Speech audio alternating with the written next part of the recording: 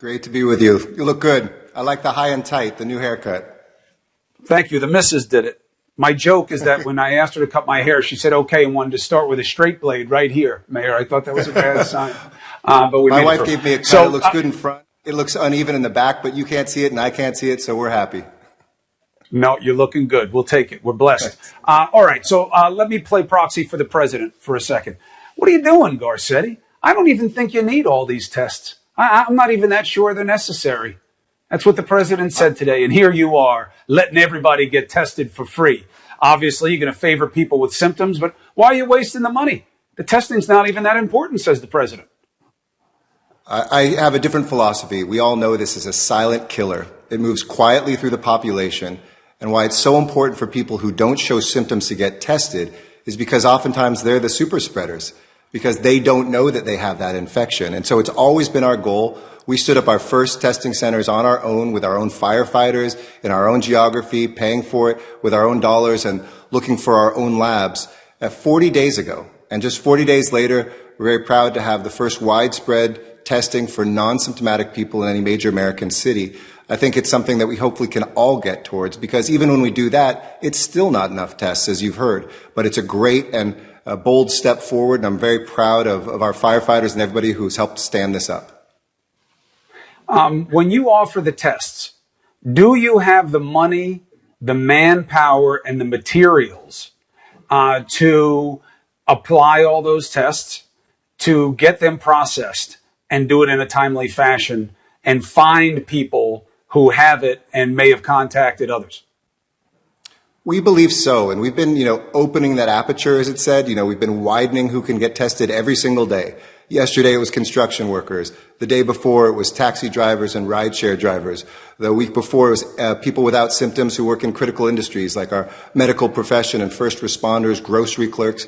So each step we've taken, at the end of the day, we still have additional tests left. To us, that was a good sign that even as we thought the first day we were telling people with no symptoms in these industries that they could get tests, that we'd be overwhelmed, we weren't. And together with the County of Los Angeles, which has been a superb partner too, we believe together that now we can offer to everybody living in the County of Los Angeles, starting tomorrow, with or without symptoms, we can offer you a test, get you those results back in a day, 2, maximum these days is 3, and also go into places like our senior homes, our homeless population, and have a whole nother surge in those areas, because those folks can't necessarily come to testing centers, and that's a critical part of the strategy. Perspective. Florida, over the weekend, the beaches, people go, they're all over the place.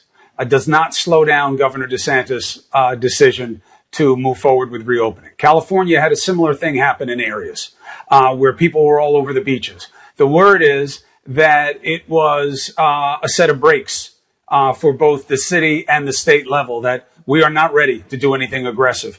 Why was the same stimulus, people going to the beach, cause for completely opposite conclusions for two different states? Why didn't you see it the way Florida did, which was people want to get back out there, Garcetti, let them do it? Well, I think as long as we do these steps in a smart way, we assess how great is the need first. Second, how big is the risk? And then third, what safety measures can you apply to deal with that risk? That there's nothing we won't be able to do necessarily in the future, but we have to be really careful. And as a region, we've got to move together. Los Angeles County kept our beaches closed, but to the north and south of us, some were open. Down in San Diego, they thought about it carefully. They spaced people out. You look in places like Australia, where they've opened beaches from 6 to 9 in the morning for exercise, and that's it. You really get people who aren't going to be loitering and tanning and being close to each other. So I don't think you should take anything off the table. You just have to be really smart and don't be overly anxious. This isn't about scoring political points. This is about saving lives while restoring a slightly better quality of life and economic prosperity to more people. And that's the lens that I take. And right now you're getting a little bit of a break. You guys have a little different summer schedule for schools there, but schools are the boogeyman. You don't want to mess with schools and kids, because if it goes wrong, the political payback is going to be harsh and fast. But you can't get people back to work if you can't get their kids back to school. Now, again, the summer gives you a little bit of a hedge, because a lot of kids aren't in school in the summer.